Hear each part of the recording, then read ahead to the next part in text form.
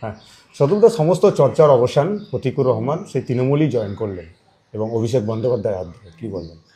আর বলার কিছু নেই, যে প্রতিকূলকে চিনতাম সেই প্রতিকূলকে মনে রাখবো, কিন্তু সেই প্রতিকূলের মৃত্যু হয়েছে। এখন যে যাকে দেখছি সে ঠিক আছে, সে একজন তৃণমূলের গ্রাসরুট লেভেলের কর্মী, ভালো কথা। প্রতিকুর রহমানদের মতো ছেলে বা তোমাদের যুব সম্প্রদায় থেকে যারা উঠে আসছিল সিপিএমে, তাদেরকে ভাঙানোর একটা চেষ্টা করতে তৃণমূল, সেটা তার জন্য আমি তৃণমূলকে দোষ দেবো না, তৃণমূল সেটা করতেই পারে। আমাকে কেউ কিনবে কেন, মানে আমাকেও কিনতে পারবে কেন আমি যদি নিজে বিক্রি হতে না চাই? সুতরাং আমার মধ্যে যদি এরকম থাকে যে আমার সামনে এক কিছুটা অফার দিল আর আমি অমনি চলে গেলাম, তাহলে সমস্যাটা আমার, সমস্যাটা তৃণমূল বা অন্য কোনো দলের না।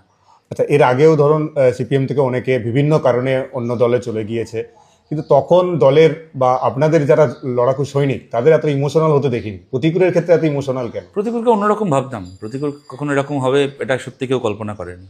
মানে আজ থেকে 48 ঘন্টা আগেও যখন এসব শুনছিলাম বিশ্বাস করছিলাম না। 48 ঘন্টা আগে, পরশুদিন আমি নিজে দুপুরবেলা ওর সাথে কথা বলেছিলাম। হ্যাঁ, মানে তখনই মনে হচ্ছিল যে ও ঠিক করে নিয়ে, এবার যাই হোক। কিন্তু যে প্রতিকূলকে চিনতাম তার সাথে এটা মেলানো যায় না।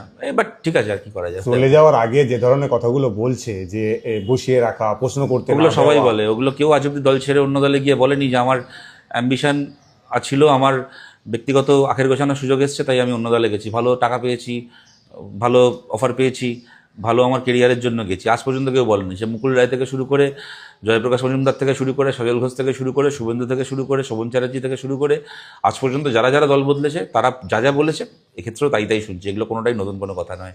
খারাপ লাগছে যে এদের সঙ্গে কখনো প্রতিকূলের নাম বলতে হবে, এটা কখনো কল্পনা করিনি, ওইটাই খারাপ লাগছে।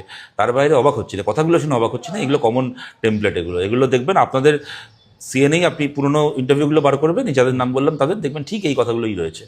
আচ্ছা, এই প্রতিকুরের যেটা জানা যাচ্ছে যে ওদের একটা ফ্যামিলির কংগ্রেসি একটা ব্যাকগ্রাউন্ড রয়েছে, সেই কারণেই কি প্রতিকুরকে খুব না না, সহজে আমি না না না, আমরা এরকম এগুলো কখনোই, এগুলো ঠিক কথা নয়। বহু পরিবারের, কংগ্রেস পরিবার থেকে এসে আমাদের মানে মাথা উঁচু করে আমাদের পার্টি করেছেন, রাজনীতি করেছেন, এরকম বহু অসংখ্য মানুষ রয়েছেন, এগুলো বাজে কথা। আর প্রতিকূলের পরিবারেরও বিরাট কোনো কংগ্রেসি ব্যাকগ্রাউন্ড আছে বলে আমি কখনো শুনিনি। বরং আমি ওর পরিবার আমাদের বামপন্থী পরিবার বলেই জানতাম। প্রতিকূলের স্ত্রী শিরিন, সেও আমাদের ছাত্র আন্দোলনের আমাদের কমরেড ছিল। আমি এখন দেখছি কিছু জায়গায় অনেকে লেখালেখি করছে যে ওর পরিবারও নাকি খুশি নয় এই সিদ্ধান্তে, যদিও আমি তার ঠিক ভুল জানি না। কিন্তু এগুলোর জন্য কারোর কোনো পরিবারের ব্যাকগ্রাউন্ড বা কিছু দায়ী নয়। কংগ্রেস পরিবার থেকে, বিজেপি পরিবার থেকে বহু ছেলে মেয়ে আছে যারা, বা আজকে বলে না, এটা গত 60-70 বছরের পার্টির ইতিহাসে বহু মানুষ এসেছেন যারা কিনা কমিউনিস্ট পার্টির জন্য জীবন দিয়েছেন, এরকমও অনেকে রয়েছেন।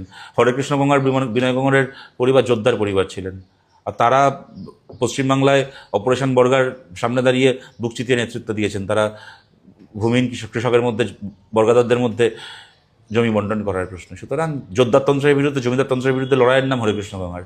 সুতরাং তার এগুলো কোনো কথা নয়। লাস্ট প্রশ্ন আপনাকে, সেটা হচ্ছে যে ও চলে যাওয়ার আগে যে সমস্ত মন্তব্যগুলো রয়েছে তার মধ্যে মানে বঞ্চনার ক্ষেত্রে সৃজন ভট্টাচার্য রয়েছে, দীপশিতা ধরনের কি রয়েছে, তাদেরকে এখানে কাজ করতে দেওয়া হয়নি, দিল্লিতে পাঠিয়ে দেওয়া হয়েছে, মানে ওর লাইনের কি সৃজন ভট্টাচার্য বা দীপশিতা ধরদেরকেও দেখা যেতে পারে, এরকম সম্ভাবনার কথা বলা হচ্ছে? আমি একটা সম্ভাবনার কথা শুনলাম যে মমতা ব্যানার্জি সিপিএম জয়েন করতে পারেন।